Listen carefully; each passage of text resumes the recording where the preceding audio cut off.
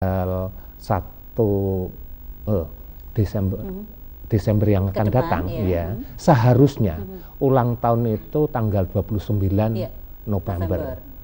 Karena dari pusat ini ada surat yang intinya kan sebagian besar PNS atau ya PNS di Indonesia itu sudah 5 hari kerja, hari Sabtu kan libur, akhirnya mundur hari Senin pelaksanaan upacaranya. Jadi ini kebijakan dari pusat, bukan dari Bantul.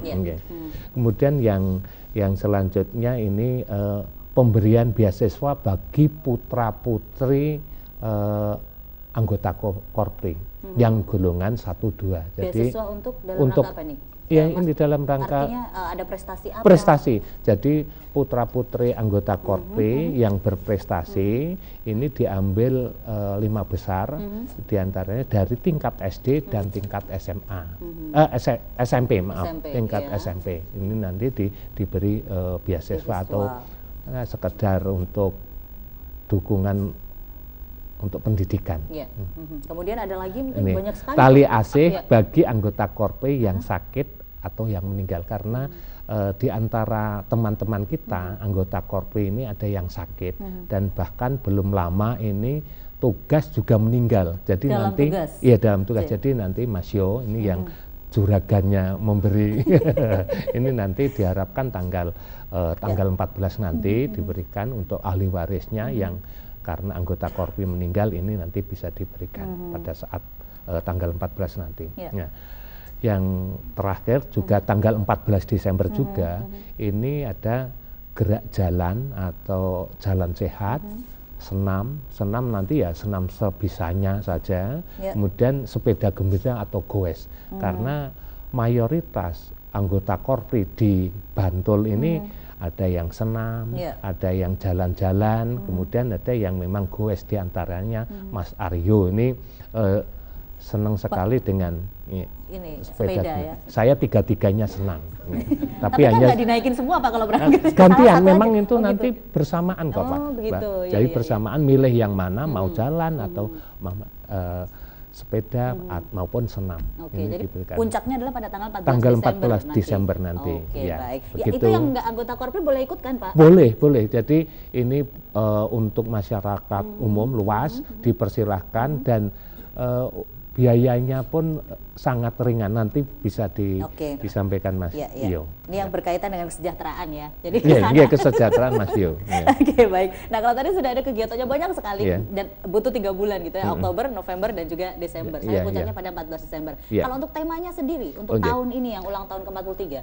Jadi tema tahun ini kita sama dengan yang ada di pusat, yaitu memperkokoh jiwa Korp, profesionalitas dan integritas aparatur sipil negara sebagai anggota Korpri guna mendukung kepemimpinan nasional menuju bangsa yang maju, sejahtera dan bermartabat. Jadi baik. Ini sama. Iya. Tepuk tangan terlebih dahulu dong. Ini tema-tema panjang ya, tapi harapannya ke depan baik pastinya ya, karena nanti mendukung kepemimpinan nasional menuju bangsa yang maju, yang sejahtera dan bermartabat begitu ya. Baik.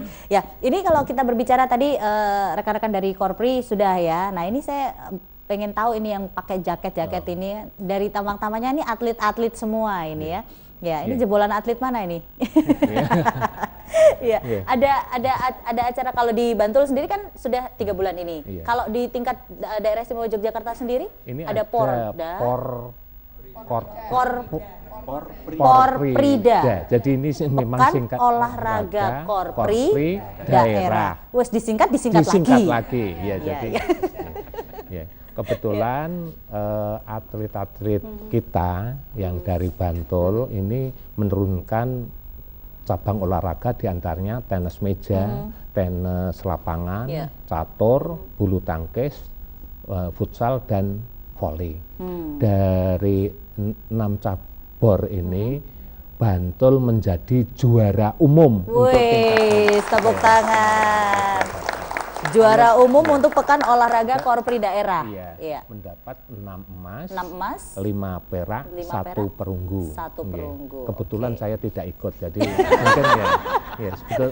Karena saya kan senengnya senam tadi. Oh gitu. Iya, jadi senam tidak ada. Sayangnya jadinya, tidak dilombakan senamnya.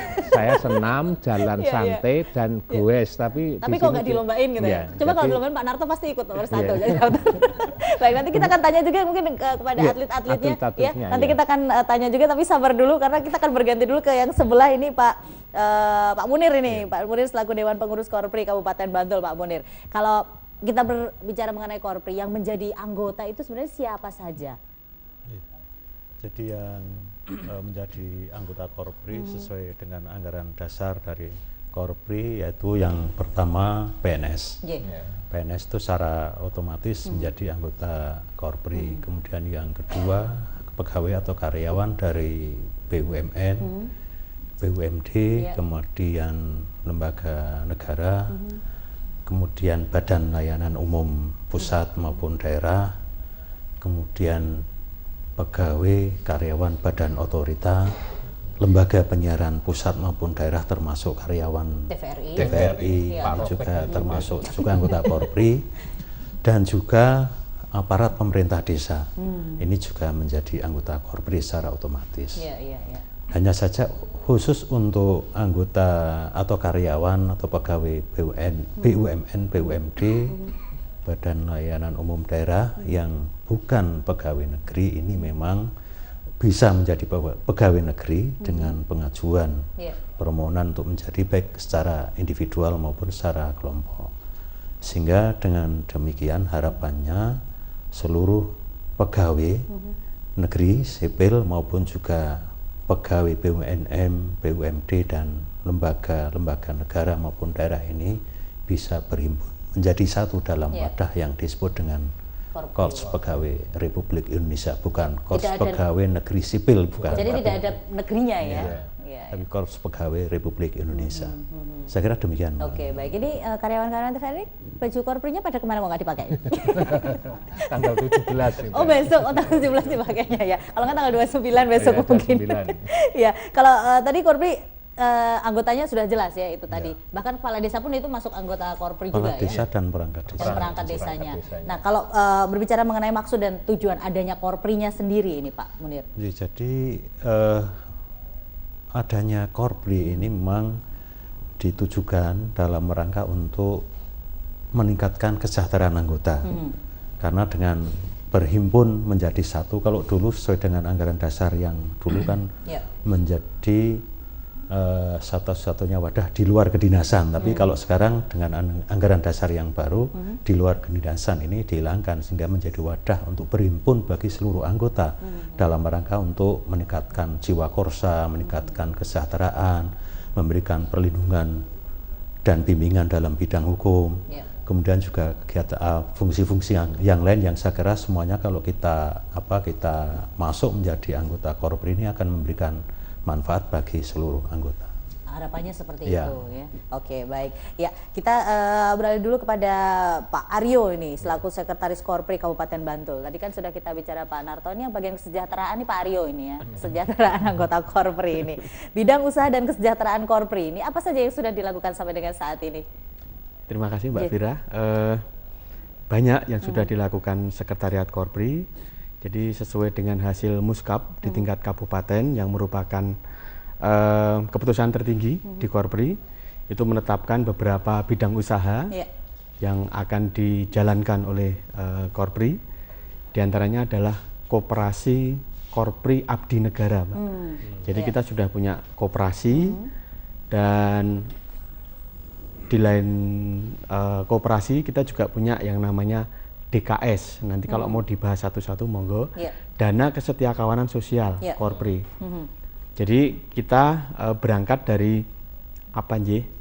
keterbatasan sebenarnya, karena setiap ada anggota Korpri yang pensiun, kemudian kita tidak bisa memberikan sesuatu tali asih apapun itu kok rasanya bagaimana begitu. Kemudian di muskap kita bahas dan akhirnya di launching DKS, dana kesetiakawanan sosial. Jadi DKS ini memberikan tali asih bagi anggota Korpri yang pensiun itu sebesar 3 juta, yang meninggal dunia sebelum pensiun 5 juta, Mbak. Itu uangnya dari mana? Nah, Karena kita setiap tahun itu hampir sekitar 300 sampai 500 anggota Korpri itu pensiun. Jadi kalau semuanya pensiun dikalikan sendiri 3 juta adalah banyak ya. Hampir 1 Mau M. itu males nih, banyak pokoknya. Hampir 1 M itu. Jadi uang itu digali dari anggota Korpri sendiri. Jadi kita sisihkan Rp10.000 per bulan.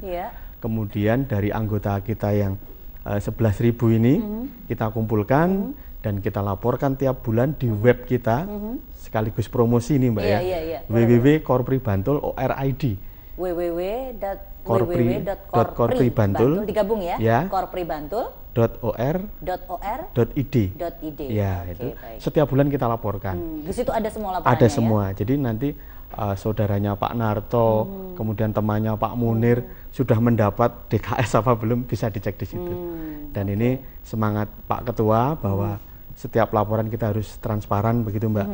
Semuanya kita upload, sampai laporan keuangannya pun kita upload, kita posting. Iya. Jadi masyarakat umum pun bisa melihat. Bisa melihat, ya.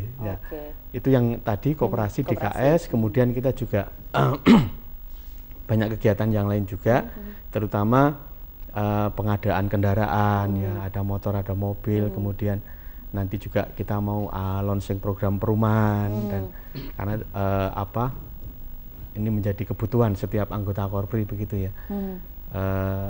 Ada juga program arisan sepeda motor, banyak, Mbak. Iya. Itu tadi ada berapa anggota Korpri untuk semuanya anggota Korprinya ya? Anggota Korpri kita yang aktif itu terdata per bulan November ini itu sekitar 11.000 sekian. Anggota Korprinya 11.000 sekian. Nah, itu sudah tergabung ke koperasi Korprinya dulu, semuanya tergabung nggak? Ini yang menjadi keprihatinan kita. Jadi dari 11.000 PNS ini yang menjadi anggota koperasi Korpri itu baru 2.686 orang. Ini update terbaru loh. Tadi saya lihat sendiri BBM-nya tuh saya lihat sendiri. 2.686 orang. Oke. Bisa dibayangkan nanti kalau setengahnya saja. Itu ini bisa, sebentar saya tanya dulu, dari 2.686 ini untuk perputaran Nuwun Sewu asetnya berapa? Tidak bermaksud sombong ini, Mbak, ya. Hampir 4 miliar uang yang diputar. Wes, iya. Itu dari koperasi Korpri dan baru 2.686. Bayangkan kalau misalnya yang ikut setengahnya saja 5.500 misalnya ya. Berapa aset yang berputar, dan itu semuanya kembali kepada anggota koperasi Korpri. Iya, itu bedanya kita, koperasi kita dengan badan keuangan yang lain, Mbak. Jadi setiap tahun kita mendapatkan SHU, kemudian juga ada bingkisan hari raya, kemudian juga ada fasilitas RAT juga nanti. Nah, dari anggota ini keuntungan dari koperasi ini kita kembalikan. Jadi menapa nggih? Setiap menjadi anggota kooperatif kan ada simpanan wajib dan simpanan pokok. Simpanan wajibnya 100.000, simpanan pokoknya 20.000 per bulan. 20.000 per bulan kali 11.000 anggota Korpri ada 200 juta. Dengan menyisihkan 20.000 per bulan setiap PNS, kita sudah bisa membantu teman Korpri yang lain untuk melanjutkan sekolah, bisa untuk mengobatkan di rumah sakit, bisa untuk membangun rumah. Untuk anggota lain yang membutuhkan ya. Kita putar lagi di situ dan keuntungannya kembali ke anggota Korpri lagi. Seperti itu, Mbak. Oke, jadi itu gambaran itu koperasi Korpri. Ini apa sih sebenarnya alasannya dari anggota Korpri kok tidak mau masuk ke dalam koperasi Korpri? Padahal kan syaratnya juga nggak susah ya. Asal jadi anggota Korpri boleh jadi anggota koperasinya gitu. Setelah kita laksanakan program roadshow ini sesuai perintahnya Pak Ketua Korpri. Setiap tahun kita melakukan roadshow, Mbak. Jadi nggak cuma TV-TV aja roadshow loh. Teman-teman dari Korpri untuk menyejahterakan anggotanya roadshow juga. Roadshow di 17 kecamatan begitu ya, untuk menyerap aspirasi 11.000 teman kami di Korpri ini kan tidak mudah. Jadi meskipun kita sudah punya web, sudah disediakan telepon, tapi kita tetap harus turun sendiri ke bawah. Dari situ kita menyebar angket demikian, diantaranya adalah yang tertinggi itu adalah antusiasme masalah yang pertama adalah koperasi. Jadi artinya banyak pertanyaan-pertanyaan seputar koperasi.